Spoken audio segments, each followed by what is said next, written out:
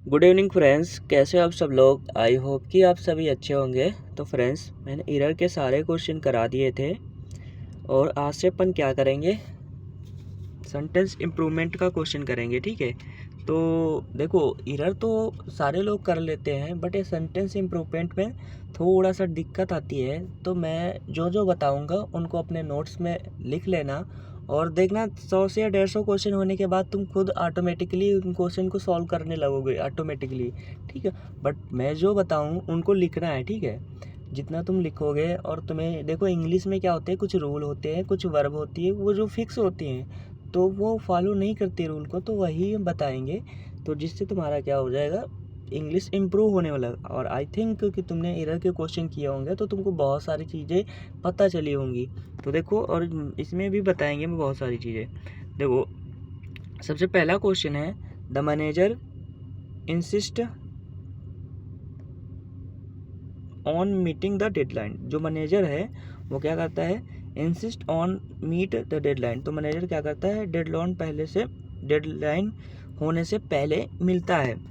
तो देखो यहाँ पर कुछ क्या होती है, वर्ब होती हैं जो फ्रेज का काम करती हैं। कैसे, किस काम करती हैं, अगर प्रीपोजिशन में कुछ वर्ब में हम क्या करते हैं, अगर कोई वर्ब में हम क्या करते हैं, प्रीपोजिशन लगा देते हैं तो वो क्या बन जाता है, फ्रेजल वर्ब। ठीक है, तो कुछ फ्रेजल वर्ब ऐसी होती है जो फिक्स होती है, तो उनके बाद हम क्या, देखो अगर कोई फ्रेजल वर्ब है तो उनके बाद हम क्या, किसका यूज करेंगे, जीरंड का।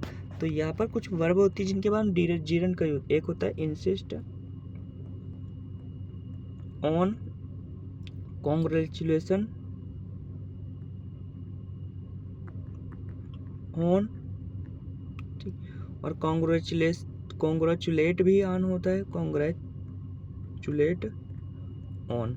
ठीक है, और क्या होता है, ऑब्जेक्ट टू। ठीक, ऑब्जेक्ट टू हो गया, और क्या हो जाएगा, इन एडिशन टू। इन सब में बहुत बार बता चुके हैं। ठीक, इन एडिक्शन टू, अगर क्या है, एक्स्टम्ड टू। ठीक है, इन सब के बाद हम किसका यूज करते हैं, जीरंड का मतलब होता है वर्ब में आईएनजी फॉर्म यूज करते हैं। ठीक है, तो जैसे हमारा सेंटेंस ये है, यहाँ पर लिखा इंसिस्ट ऑन, तो इंसिस्ट ऑन के बाद हम किसका यूज करेंगे, जीरंड मतलब मीटिंग का यूज करेंगे। तो देखना है कौन से पार्ट में मीटिंग है, तो यहाँ पर ऑन मीटिंग द डेडलाइन, तो यही वाला सेंटेंस हमारा सही हो जाएगा। टू का यूज नहीं करेंगे, टू हैव नहीं करेंगे, फॉर मीटिंग नहीं करेंगे। नेक्स्ट क्वेश्चन है the librarian instructed the patron. Patron का मतलब होता है ग्राहक। तो लाइब्रेरियन ने क्या किया, इंस्ट्रक्शन दिया ग्राहक को, to return book on time, time से रिटर्न बुक कर दो, and keep noise level down, और अपनी आवाज़ को थोड़ा सा धीमे रखो, इन द रिगार्डिंग एरिया, इस एरिया में, मतलब रीडिंग एरिया में आवाज़ को थोड़ा स्लो रखो, क्योंकि लाइब्रेरी में आवाज़ ज़्यादा नहीं होती। तो यहाँ पर क्या है, देखो यहाँ पर क्या है, एक में क्या, जब मैंने बताया जब दो सेंटेंस एंड से जुड़े हैं तो इधर भी सेम वैसे रहेगा, टू प्लस वर्ब की फर्स्ट फॉर्म, तो आगे वाला भी टू प्लस वर्ब की फर्स्ट फॉर्म होगा। तभी तो जैसे इधर लिखा राम और लिखा एंड श्याम, तो यहाँ पर देखो ये भी सब्जेक्टिव केस है, तो ये भी सब्जेक्टिव केस है। ठीक है, अगर जैसे मैं लिखेंगे the Ramayana and the Mahabharata, तो एंड से जुड़ा तो द इसके पहले भी लिखा था। तो उसी तरह हमारे सेंटेंस में क्या हो जाएगा, पैरेललिज्म की गलती, यहाँ पर टू प्लस रिटर्न है तो यहाँ पर भी कीप नहीं होगा, टू कीप नॉइस होगा। क्या हो जाएगा, टू कीप द नॉइस। तो कौन सा पार्ट देखो सही है, यहाँ पर देखो, to return the book on time और to keep the noise level down, तो ये वाला हो सकता है सही। ठीक है, देखो रिटर्निंग तो होगा नहीं, टू रिटर्न द बुक आगे वाला चेंज है, यहाँ पर रिटर्निंग होगा नहीं, तो कौन सा आंसर सही हो जाएगा, answer number A. Next question है, स्कार्सली हैड। देखो जब भी हमारा सेंटेंस स्कार्सली और हार्डली से स्टार्ट होता है तो क्या आता है उसके बाद, इन्वर्जन का मतलब उसके बाद आता है, उसके बाद हेल्पिंग वर्ब आती है, उसके बाद क्या आता है, सब्जेक्ट। तो इसी को बोलते हैं इन्वर्जन। जब भी हमारा सेंटेंस हार्डली और स्कार्सली से स्टार्ट हो तो क्या आता है, इन्वर्जन। तो यहाँ पर है या ऑलरेडी इन्वर्जन है, तो इसमें कोई गलती नहीं है, लेकिन हमें क्या होता है ना, अंडरलाइन पार्ट। तो मैंने बताया है स्कार्सली और हार्डली के बाद किसका प्रयोग करते हैं, व्हेन का, ना कि देन का। तो यहाँ पर देन के स्थान पे क्या हो जाएगा, व्हेन। अब व्हेन देखो, इसमें व्हेन इसमें है और इसमें है, दोनों में है, तो ये दो कट तो जाएंगे। लेकिन अब देखो क्या होता है, अगर हमारा सेंटेंस ओपन कंडीशन है, ओपन कंडीशन, तो यहाँ पर अगर ये वाला सेंटेंस क्या बना है, हैड प्लस वर्ब की थर्ड फॉर्म में बना है, तो नेक्स्ट वाला केवल सिंपल पास्ट में आएगा, ओनली वर्ब की सेकंड फॉर्म आनी चाहिए। तो नेक्स्ट वाला कौन सा आनी चाहिए, सेकंड फॉर्म। तो यहाँ पर देखो हैड प्लस वर्ब की थर्ड फॉर्म, ये गलत हो जाएगा, ओनली क्या होना चाहिए, सेकंड फॉर्म। तो यहाँ देखो सेकंड फॉर्म में वर्ब की, तो ये वाला सही हो जाएगा, ठीक है। तो रूल लिख लो, अगर हमारा सेंटेंस में क्या है, पहला वाला सेंटेंस किस में हो, हैड प्लस वर्ब की थर्ड फॉर्म, तो दूसरा वाला ऑटोमेटिक किस में होना चाहिए, वर्ब की सेकंड फॉर्म में, ठीक है। जैसे क्वेश्चन आया, जैसे आएगा बारिश होने से पहले वो घर पहुंच चुका था, तो घर पहले पहुंचा है ना, बारिश मार्च में हुई, तो यहाँ पर घर पहले पहुंचा, तो उसको पास्ट परफेक्ट में करते हैं, और जो बाद में हुआ काम उसको किस में करते हैं, पास्ट इंडिट में। ये टेंस में तुमने पढ़ा होगा और मैंने बहुत बार भी पढ़ाया था, ठीक है। तो यहाँ पर कौन से पार्ट मिरर है, तो यहाँ पर कौन सा सही हो जाएगा, ये मैंने बता दिया है, ठीक है। यहाँ पर वर्ब की सेकंड फॉर्म, तो ये वाला सही हो जाएगा।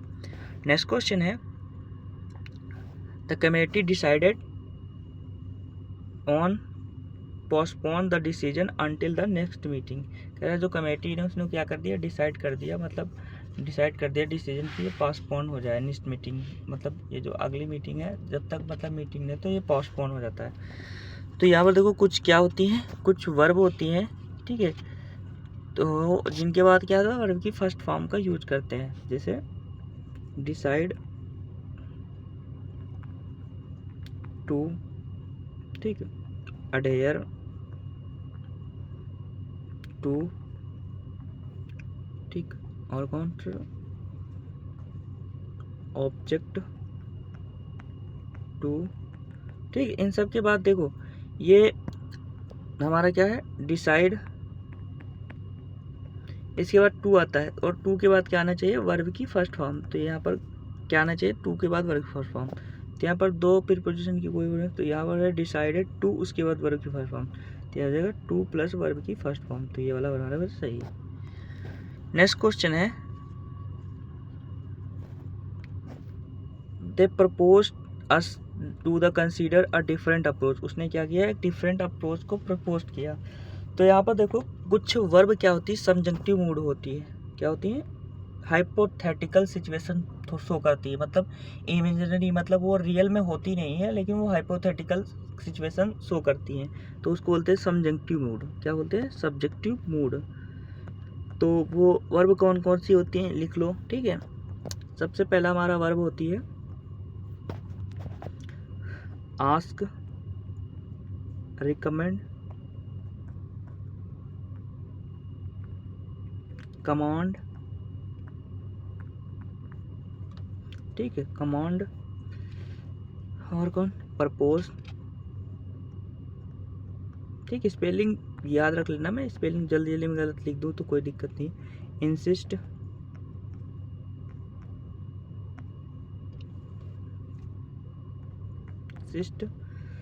ठीक, कमांड, रिकमेंड, प्रपोज, इंसिस्ट और आंसर,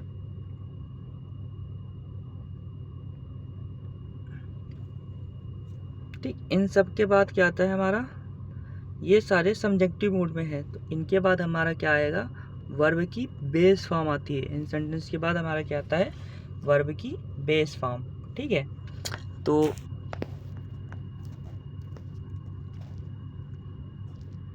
हमारा सेंटेंस क्या है, जैसे मैंने एक सेंटेंस लिखा, सेंटेंस से समझाते हैं, जैसे आई प्रपोज्ड,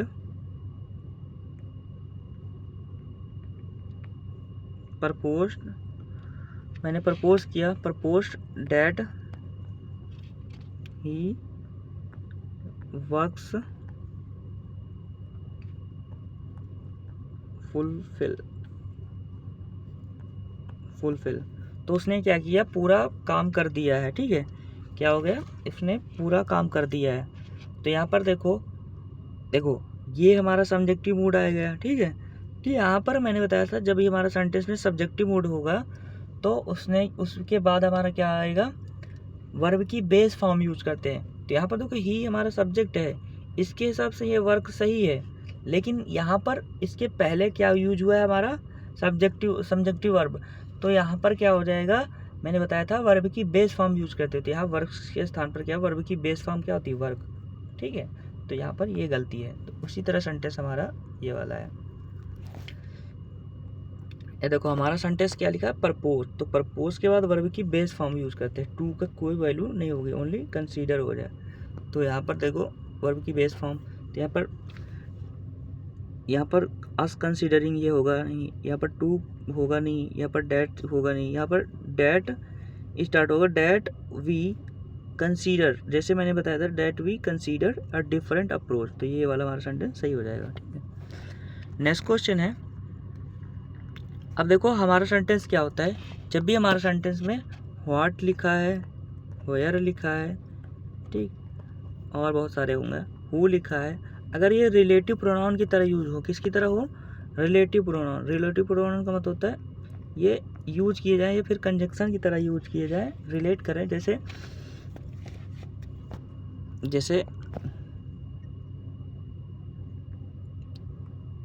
देयर इज आराम, क्या है, देयर इज आराम, ठीक, ये एक राम है, देयर इज राम, वो राम है, ठीक।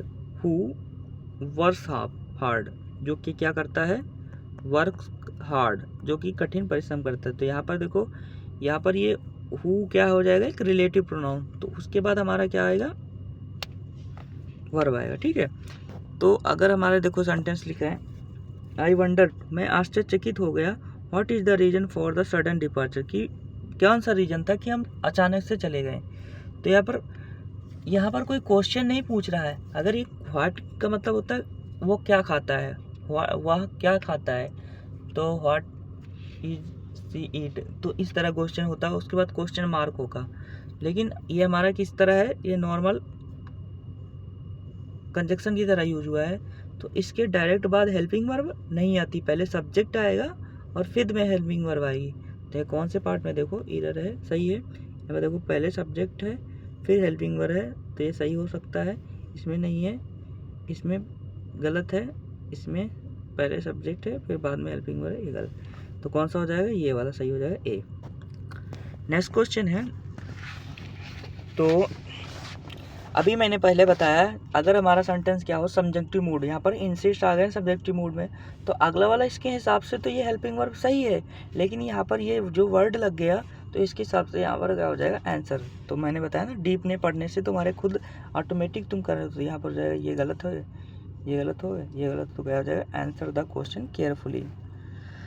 अगला, अभी मैंने जस्ट बताया था कि कुछ वर्ब ऐसी होती हैं जिनके बाद आईएनजी फॉर्म का यूज करते हैं। तो यहाँ पर देखो, she is accustomed to working long hours. तो मैंने बताया था कुछ वर्ब क्या होती हैं जिनके बाद जीरंड लगाते हैं।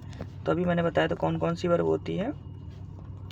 सबसे पहला होता है अकस्टम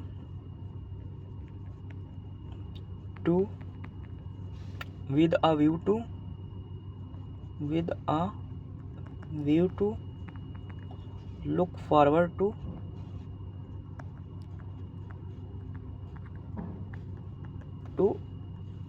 ठीक, इन एडिक्शन टू, किसी चीज़ का याद ही हो रहा है ना, टू। इन सब के बाद हम क्या आता है, जीरंड फॉर्म आता है। जीरंड मतलब होता है वर्ब की आईएनजी फॉर्म। ठीक है, तो कौन से पार्ट में, यहाँ पर देखो सही है,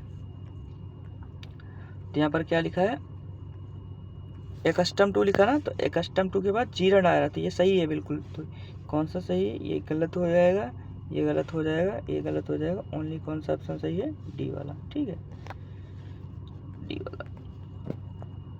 नेक्स्ट क्वेश्चन है 9वां नंबर, इसमें बताया गया है the student form a study group with a view to. अभी मैंने बताया just with a view to के बाद क्या आना चाहिए, जीरंड। जीरंड मतलब वर्ब की आइडेंटिटी, तो यहाँ हो जाएगा अचीविंग हाई ग्रेड्स। तो यहाँ पर देखो ये फॉर अचीव नहीं होगा, अचीव हाई ग्रेड नहीं होगा, टू अचीव हाई ग्रेड, तो क्या हो जाएगा अचीविंग हाई ग्रेड। तो इसीलिए मैंने बोला कि डिटेल में पढ़ना। अगर कोई चीज़ तुम डिटेल में पढ़ोगे तो तुम ऑटोमेटिक, अब इसके पहले मैंने पढ़ा दी थी ये वाला, तुम ऑटोमेटिक कर लिया क्वेश्चन। अगला क्वेश्चन है many people consider him as this dear leader. तो बहुत सारे लोग क्या करते हैं, कंसीडर करते हैं उसे कि वो लीडर है।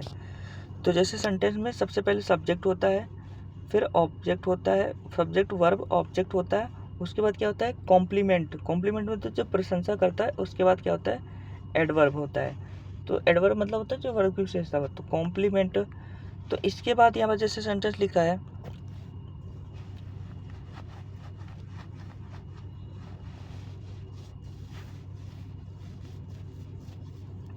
Many people considered him, many people consider किए जाते हैं कि उससे कंसीडर करते हैं कि डियर लीडर, वो लीडर है। तो यहाँ पर एज क्यों यूज करेंगे, तो क्या हो जाएगा dear leader. Many people consider dear leader, ठीक है।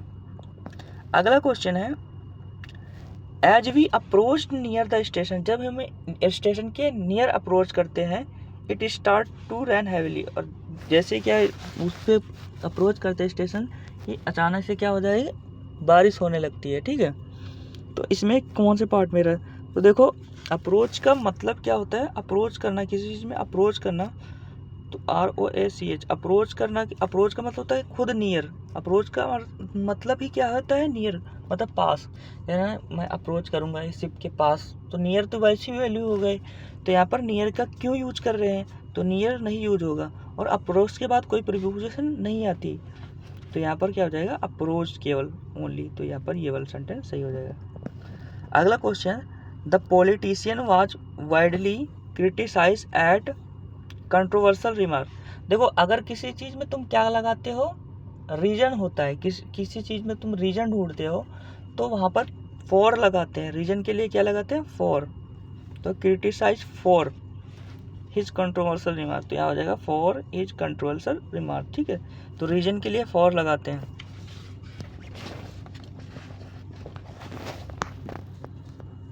अगला क्वेश्चन है, ये वाला क्वेश्चन क्या होता है, मैंने बताया था अगर हमारा सेंटेंस क्या हो ओपन कंडीशन हो। ओपन कंडीशन मतलब होता है अगर हमारा सेंटेंस किससे स्टार्ट हो, इफ़ या वेदर से स्टार्ट हो, इफ से स्टार्ट हो या वेदर से। तो अगर हमारा कामा इन्वर्टेड कामा के बाद में क्या लिखा है, वुड हैव प्लस वर्ब की थर्ड फॉर्म होनी चाहिए, मॉडल हो वुड हैव प्लस वर्ब की थर्ड फॉर्म। तो हमारा पहला वाला सेंटेंस किस में होता है, पास्ट परफेक्ट में होता है। किस में होता है, पास्ट परफेक्ट में। पास्ट परफेक्ट में क्या होना चाहिए, हैड प्लस वर्ब की थर्ड फॉर्म। तो ये रूल लिख लेना, 3 होती है कुल ओपन कंडीशन। अगर हमारा सेंटेंस पहला हमारा किस में होना चाहिए, अगर हमारा सेंटेंस कंडीशनल है तो पहला वाला हमारा होता है पास्ट इंडिफिनिट में, और दूसरा वाला होता है फ्यूचर इंडिफिनिट में, ठीक है। जैसे अगर यहाँ पे लिखा है यदि तुम आओगे, इफ़ यू कम, यदि तुम आओगे, उसके काम क्यों, आई विल मीट, यदि तुम आओगे तो मैं मिलूंगा, तो आई विल मीट, ठीक। तो मैंने बताया इधर को कंडीशनल सेंटेंस, यदि तुम आओगे तब उसके बाद मिलेंगे, तो ये ओपन कंडीशन है। तो यहाँ पर देखो पहला किस में है, पास्ट इंडिफिनिट में, और दूसरा किस में है, फ्यूचर इंडिफिनिट। तो ये पहला रूल हो गया। दूसरा क्या है, अगर सेंटेंस हमारा इफ़ से स्टार्ट हो और यहाँ पर लिखा हो हैड प्लस वर्ब की थर्ड फॉर्म, क्या हो, हैड प्लस वर्ब की थर्ड फॉर्म, तो नेक्स्ट वाला जो कामा इन्वर्टेड कामा के बाद आता है तो उसमें होता है मॉडल प्लस वर्ब की थर्ड फॉर्म। तो मॉडल क्या होती है, जैसे वुड हो गया, कुड हो गया, ठीक। उसके बाद क्या आना चाहिए, हैव होगा, और उसके बाद वर्ब की थर्ड फॉर्म होगी, ठीक है। तो ये याद रख लेना। तो हमारा क्या हो जाएगा, तो यहाँ पर क्या आ जाएगा, यहाँ पर देखो हैड प्लस वर्ब की थर्ड फॉर्म है, तो ये वाला हमारा किस में होना चाहिए, हैड प्लस वर्ब की फॉर्म। तो न्यू के स्थान पर क्या हो जाएगा, हैड नोन। तो हैड नोन ये है, इसमें नहीं है, इसमें नहीं है, इसमें नहीं है, तो कौन सा सही हो जाएगा, बी।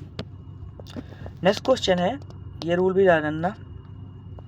अगर हमारा सेंटेंस में क्या लिखा है, it is time, about time, it is about time, it is about time, और तीसरा इट इज हाई टाइम।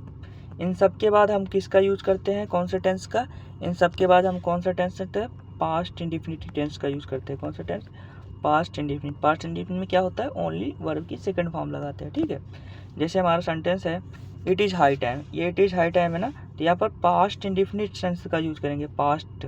तो यहाँ पर शुड स्टार्ट नहीं होगा, ओनली द स्टार्टेड प्रिपरेशन, क्या हो जाएगा, स्टार्टेड प्रिपरेशन। तो यहाँ started preparation for the exam, तो ये सही हो जाएगा, बाकी सारे गलत। तो याद रख लेना, it is high time, it is about time और इट इज़ टाइम के बाद हम क्या लगाते हैं, वर्ब की सेकेंड फॉर्म ओनली। अगला क्या है, the committee discussed about implementing new safety protocol during the meeting.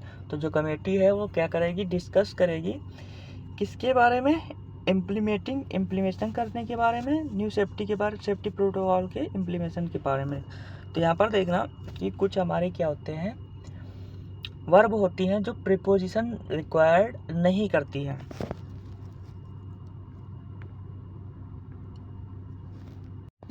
तो कौन कौन सी वर्ब होती है जिनके बाद प्रीपोजिशन नहीं आता, डायरेक्ट ऑब्जेक्ट आता है। सबसे पहला क्या आता है, डिस्कस,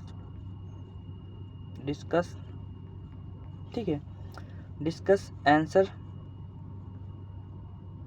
अटैक, ये जब वर्ब की तरह यूज होती है, अटैक, डिस्कस, अटैक। और कौन सी हो गई,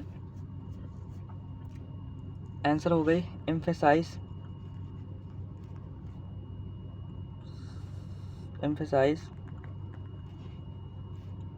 इन सब के बाद क्या आता है, डायरेक्ट ऑब्जेक्ट आता है, प्रीपोजिशन यूज नहीं होता। तो याद रखना है, इन सारी वर्ब के बाद क्या आता है, डायरेक्ट ऑब्जेक्ट आता है, प्रीपोजिशन यूज नहीं होता। तो यहाँ पर क्या हो जाएगा, यहाँ पर देखो डिस्कस है, डिस्कस के बाद अबाउट प्रीपोजिशन नहीं आएगा, तो क्या आ जाएगा, डायरेक्ट हमारा इम्प्लीमेंटिंग। तो यहाँ पर डिस्कस इम्प्लीमेंटिंग, तो क्या हो जाएगा, ये वाला सही हो जाएगा, बाकी सारे गलत है। अगला क्वेश्चन है 16 नंबर। देखो कुछ वर्ब ऐसी होती है जिनके बाद हमारा प्रीपोजिशन क्या आता है, वो आता है, जैसे याद रखें ना, फ्रॉम आता है, प्रिवेंट,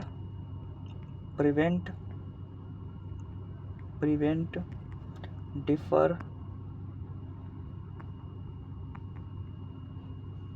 इंडिफरेंट,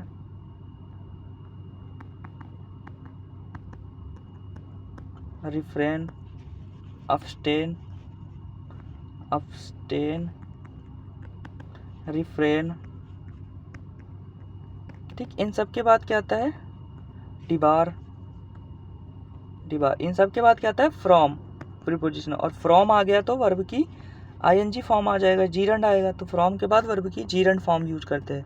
तो यहाँ पर जैसे हमारा सेंटेंस लिखा है, ये प्रिवेंट है, तो प्रिवेंट के बाद क्या आता है, फ्रॉम, तो यहाँ फ्रॉम आ जाएगा। और फ्रॉम के बाद हम क्या होता है कि जीरंड यूज करते हैं, जीरंड मतलब वर्ब की आईएनजी फॉर्म यूज करेंगे। तो यहाँ पर देखो सेंटेंस में किस में फ्रॉम लिखा, उसके बाद वर्ब की आईएनजी फॉर्म, इसमें है, इसमें नहीं है, इसमें टू लिखा है, इसमें नहीं, तो कौन सा हो जाएगा, ये वाला। तो मैंने बताया कुछ वर्ब ऐसी होती है जिनके बाद हम क्या आते हैं, फ्रॉम यूज करते हैं, जैसे डिफरेंट, ठीक, डिफरेंट के बाद क्या होता है, इनडिफरेंट, डिफरेंट फ्रॉम। अगला क्या बताया, debar from, abstain from, refrain from, ठीक है। अगला क्वेश्चन है, कुछ यहाँ पर क्या है, द कमेटी इज कंसिस्ट है। तो देखो मैंने बताया था सबसे पहले, कंसिस्ट के बाद ऑफ प्रीपोजिशन यूज करते हैं, लेकिन कंप्राइज के बाद कोई प्रीपोजिशन यूज नहीं होते थे। यहाँ पर ओनली कंप्राइज होएगा, ऑफ हट जाएगा, तो क्या हो जाएगा, कंप्राइजेस, ठीक है।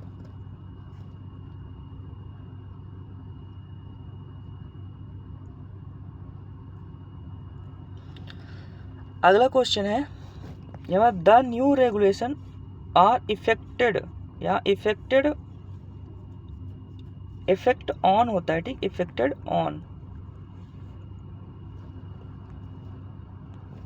ऑन 1 जनवरी, तो कौन सा हो जाएगा, डी। अगला क्वेश्चन 19 नंबर। तो मैंने बताया था कुछ वर्ड ऐसे होते हैं जिसके लास्ट में क्या होता है, IR, जैसे सीनियर, जूनियर, इन्फीरियर, ठीक है, प्रायर। इन सब के बाद क्या आता है, देन का प्रयोग नहीं करते, किसका करते हैं, टू। तो यहाँ देखो जूनियर टू हिम, तो ये वाला सही हो जाएगा। अगला देखो, जब भी हमारा सेंटेंस लिखा है, देखो डू लिखा है, उसके बाद नॉट लिखा है, तो उसके बाद क्या करते हैं, वर्ब की फर्स्ट फॉर्म यूज करते हैं, उसमें यस ये यूज का प्रयोग नहीं करते। तो यहाँ पर देखो डू लिखा नॉट लिखा, तो यहाँ पर एस का प्रयोग नहीं करेंगे, तो डू नॉट लाइक हो जाएगा। लेकिन यहाँ पर डू नॉट लाइक नहीं होगा क्योंकि यह सब्जेक्ट सिंगुलर है, तो यहाँ हो जाएगा डज नॉट लाइक।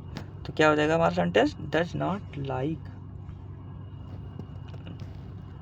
अगला क्वेश्चन, अब देखो हमारा क्या होता है, जैसे हमारा लिखा गो, अगर गो के बाद कोई डेस्टिनेशन दिया है, जैसे गो मतलब होता है जाना, जैसे गो टू स्कूल, तो सही है, ठीक है, तुम कहाँ जा रहे हो, डेस्टिनेशन जा रहे हो, तो गो टू स्कूल।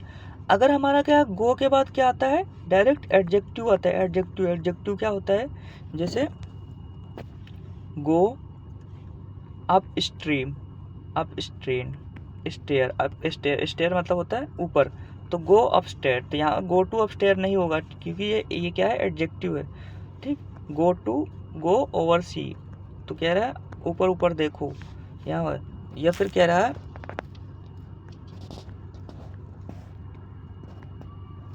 अगला क्या है, एब्रॉड, जैसे क्या गो एब्रॉड, तो एब्रॉड के बाद पहले कोई प्रीपोजिशन यूज नहीं होगा, ठीक है।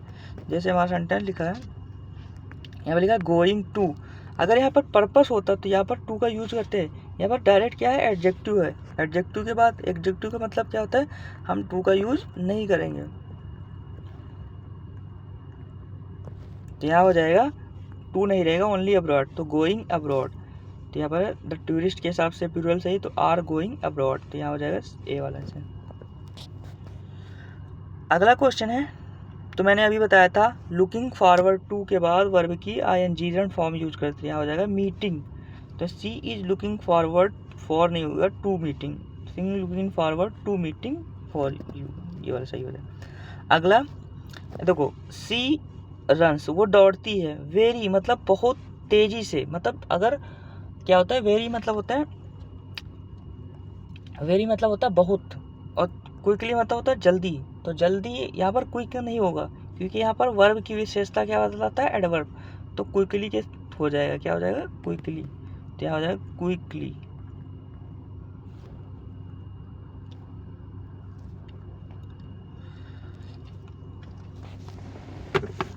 ही रन क्विकली, तो यहाँ वेरी नहीं होगा, वो तेजी से दौड़ती, ही रन क्विकली। अगला तो याद रखना, अगर हमारा सेंटेंस क्या हो,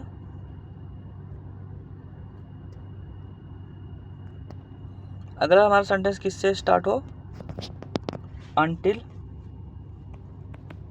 अनलेस, फॉरवर्ड, ठीक है, हार्डली, इन सब के बाद क्या आता है, निगेटिव यूज नहीं करेंगे, नॉट का प्रयोग नहीं करते क्योंकि ये ऑलरेडी निगेटिव वर्ड देते हैं, सेंटेंस देते हैं। तो जैसे हमारा सेंटेंस यहाँ पर लिखा अनलेस, तो अनलेस के बाद ये निगेटिव क्यों यूज करें, इसका मतलब ही नहीं। तो यहाँ पर हो जाएगा अनलेस यू डू वर्क, तो ये नॉट नहीं है तो डू साइलेंट नहीं हट रहेगा, तो ओनली क्या आ जाएगा, वर्ब की सेकेंड फॉर्म आ जाएगा, तो अनलेस यू वर्क, तो ये वाला सही हो जाएगा। अगला क्वेश्चन है, मैंने अभी बताया था डिस्कस के बाद कोई प्रीपोजिशन नहीं लगा, तो डिस्कस द इशू हो जाएगा, discuss discuss discuss the issue, ये वाला। अगला क्वेश्चन देखो, अगर हमारा सेंटेंस किससे जुड़ा हो, आइदर, आर, नाइदर, नॉर, तो सबसे पहले जो पास्ट में होता है उसके हिसाब से वर्ब आती है, तो यहाँ पर ये चेयर पर्सन सिंगुलर, तो इसके हिसाब से वर्ब आएगी, क्या हो जाएगा, हैज, क्या हो जाएगा, हैज एग्रीड।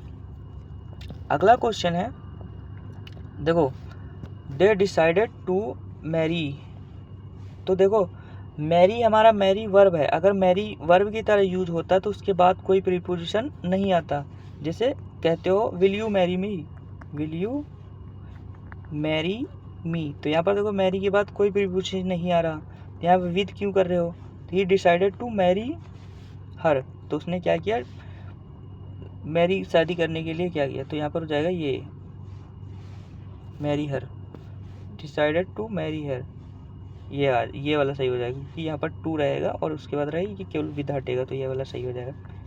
देखो मैरी अगर एडजेक्टिव की तरह यूज हो गया, ठीक, तो यहाँ पर मैरिड, तो मैरिड के बाद क्या लगता है, टू लगता है, अगर किसी से तुम शादी करोगे तो टू लगेगा, अगर तुम्हारे बच्चे हैं तो बच्चे को दर्शाने के लिए तुम करोगे मैरिड विद। अब देखो हमारा सेंटेंस अगर एवरीवन, समवन, ठीक है, इन सब से स्टार्ट हो तो इसके बाद हमारा वर्ब कैसा आएगा, वो नाउन कैसा आएगा, प्लूरल, लेकिन वर्ब कैसी आनी चाहिए, सिंगुलर। तो यहाँ पर क्या हो जाएगा, हैज कंप्लीटेड। तो क्या हो जाएगा, हैज कंप्लीटेड। तो कौन सा पार्ट में देखो, हैज कंप्लीटेड, ये वाला, तो ये वाला सही हो जाएगा। अगला क्वेश्चन है, अभी मैंने बताया था हमारी कुछ वर्ब क्या होती है सब्जेक्टिव मूड में। तो सजेस्ट बताया था, मैंने बताया सजेस्ट, प्रपोज्ड, ठीक है, प्रपोज्ड हो गई, सजेस्ट हो गई, ऑर्डर हो गई, कमांड हो गई, डिमांड हो गई, ठीक। तो इन सब के बाद हमारा क्या आता है, वर्ब की बेस फॉर्म। तो यहाँ हो जाएगा ट्राई। तो क्या हो जाएगा, ट्राई। तो try harder, harder to succeed, ये वाला। अगला मैंने अभी बताया था कि मैरिड के बाद क्या आता है, टू। अगर किसी से तुम शादी करते हो तो क्या होता है, टू। तो ही मैरिड टू लॉयर, उसने मैरिड किया गया, शादी किया लॉयर से। अगला देखो, कीन के बाद क्या आता है, कीन,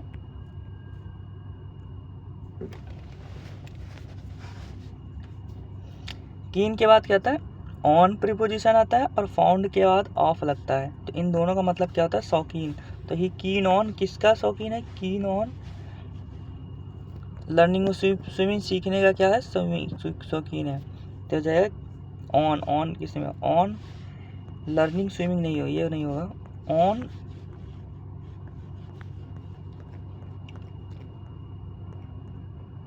क्या हो जाएगा, ऑन लर्निंग, वो सीखेगा टू स्विम, मतलब स्विमिंग करना, ठीक है। तो ये वाला सही हो जाएगा। अगला वाला 32 नंबर क्वेश्चन देखो, एम के बाद दो प्रीपोजिशन यूज करते हैं। एम के बाद एक होता है एट, और एम के बाद होता है एम टू, ठीक। तो एम के बाद दो प्रीपोजिशन यूज करते हैं, देखो एम एट और एम टू। तो एम एट का मतलब किसी चीज़ से निशाना साधना, जैसे ही एम एट किसी पर निशाना लगाने के लिए एम एट करते हैं, और एम टू का मतलब होता है किसी चीज़ के क्या क्या करना, हिस्सा लेना, मतलब बताने के लिए। तो जैसे यहाँ पर द पॉलिसी एम, यहाँ पर पॉलिसी को निशाना तो लगाए, तो पॉलिसी एम टू रिड्यूस, अब टू के बाद वर्ग की फर्स्ट फॉर्म आया, तो aim to reduce carbon emission. तो पॉलिसी है उससे क्या कर रहे हैं, कार्बन इमिशन को रिड्यूस करेगी। अगला 33 क्वेश्चन है, instruction gallery 5 that what have. अब देखो यहाँ पर डैट भी लगा है और व्हाट भी लिखा, तो दो कंजक्शन एक साथ नहीं है, तो यहाँ पर डैट हटा देंगे, क्या हो जाएगा, what the user must do. तो यहाँ हो जाएगा ये वाला सही। अगला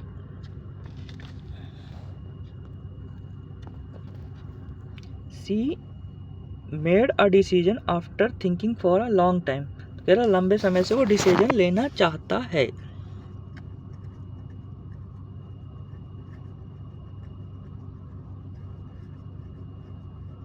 तो ये वाला क्वेश्चन कमेंट में बताना। आई होप कि आप लोगों को वीडियो अच्छी लगी, तो लाइक करना, सब्सक्राइब करना और कमेंट करना। आपने बोला है कि थोड़ा अच्छे से पढ़ाना, तो देख लेना मैंने अच्छे से क्लास अपलोड किया है और सारी चीज़ें बता रहे हैं, ठीक है। अगर कोई भी इन्फॉर्मेशन हो तो कमेंट में बता देना, ठीक है। जय हिंद।